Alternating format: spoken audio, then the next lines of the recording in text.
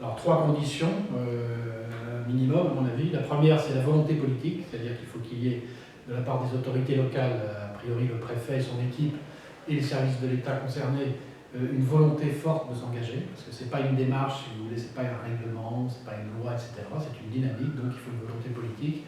En plus, il n'y a pas forcément une habitude de travailler ensemble entre les entreprises et l'État et les services publics, donc ça suppose une forte volonté. Il faut que les opérateurs sentent que le préfet et son équipe sont là derrière et veulent que ça avance. Première condition. La deuxième, c'est l'animation, puisqu'il faut que ce soit quelque chose qui se déroule dans la durée. Ce n'est pas one shot, on signe et on s'en va.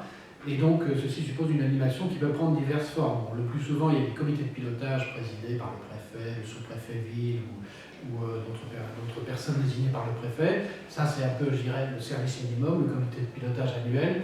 Mais il faut qu'il y ait en continu quelqu'un qui soit dédié, alors peut-être pas forcément à plein temps, mais à temps partiel parmi ses autres occupations, à l'animation de cette charte. Ça peut être à la préfecture, mais ça peut être dans un service de l'État comme la Directe, ça peut être un centre de ressources politiques de la ville, ça peut être aussi un réseau d'entreprises. Donc les trois réseaux FAS, Crépi et Entreprises pour la cité sont habilités, puisqu'on l'a décidé au niveau national, à assurer cette animation au niveau local à la demande du préfet éventuellement. Donc des modalités variées, mais par contre c'est à mettre en place impérativement.